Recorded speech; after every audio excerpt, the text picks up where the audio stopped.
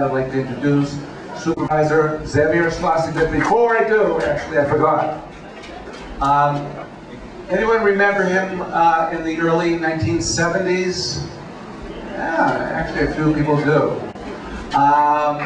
He was a kind of a very intriguing person. Traveled to Russia in the 70s.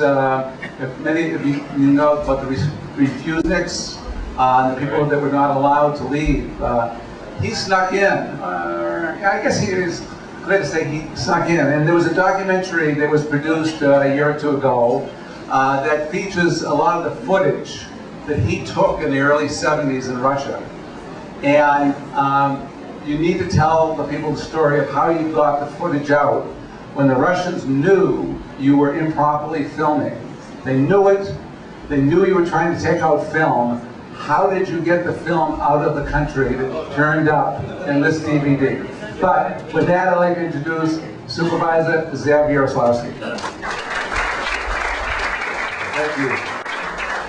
Thank you very much. If you're interested in this documentary, go to your website, refusnikmovie.com, and you can order one. I get nothing for it except the satisfaction that people get to see it. It's a marvelous documentary made by a young filmmaker from USC.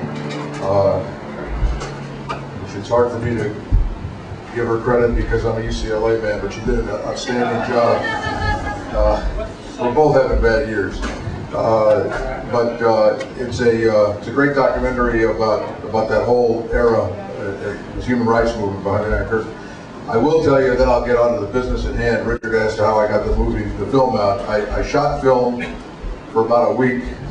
I never shot film before in my life. I didn't know what I was doing. My cousin ran a film developing lab, and he showed me how to operate an old Bell & Howell 16mm camera, World War II vintage. I had no idea whether the film was going to come out or anything, but I knew this, that the Russians would know that I was filming because they were everywhere. The security people were everywhere. So I brought a bunch of dummy film, film that was already exposed, and I put that in my suitcase when I left the country. And the film that I actually shot, a group of us who were in this trip befriended a couple from Cleveland, Ohio, and I convinced them to take the real film in their suitcase. And they didn't suspect them.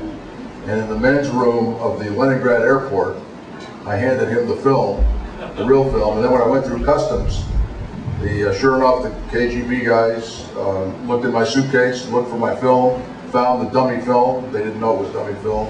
I put up a big fight that you're taking away this valuable film.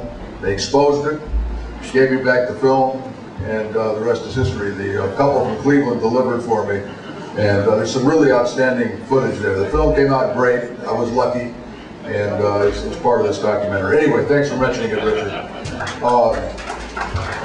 Wasn't an applause tonight. Thank you. Thank you for inviting me to be here tonight.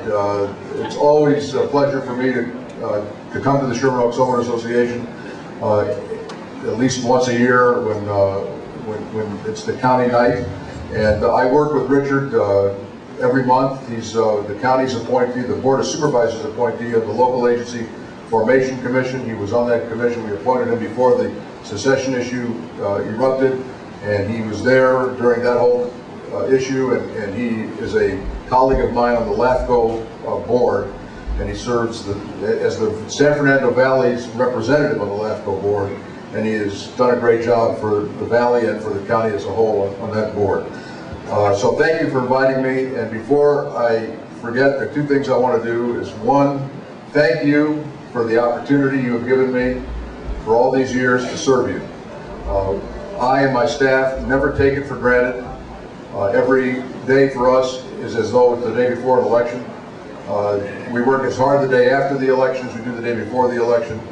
And you have been very supportive of me and enabled me to push the envelope on ideas and things that need to be done. And I have the confidence that my constituents will back me up when I do some bold things that other politicians are more reticent to undertake.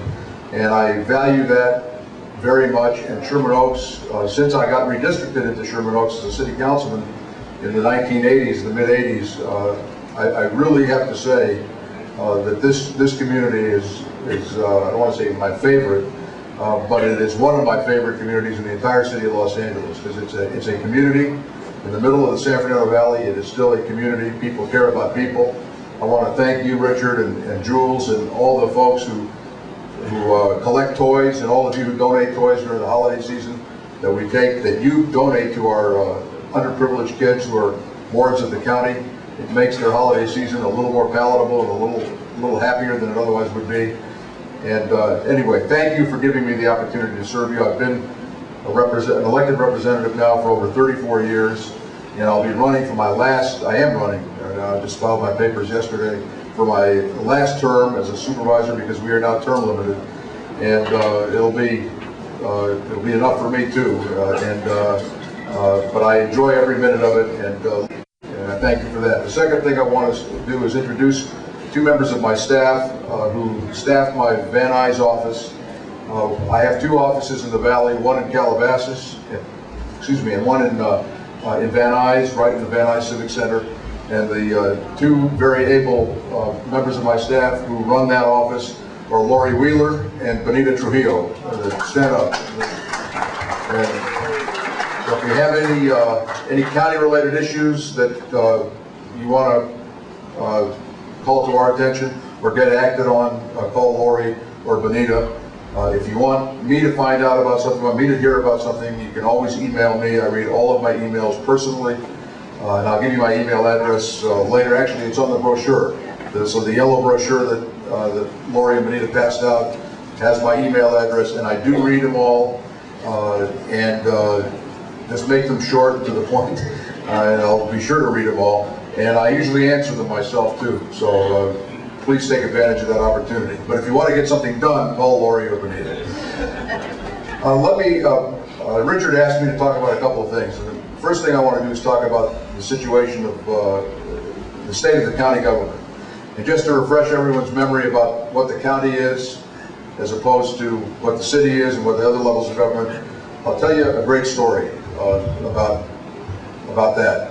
About 1982 or 83, Queen Elizabeth of England was in Los Angeles on a state visit with her husband, the Duke of Edinburgh, Prince Philip.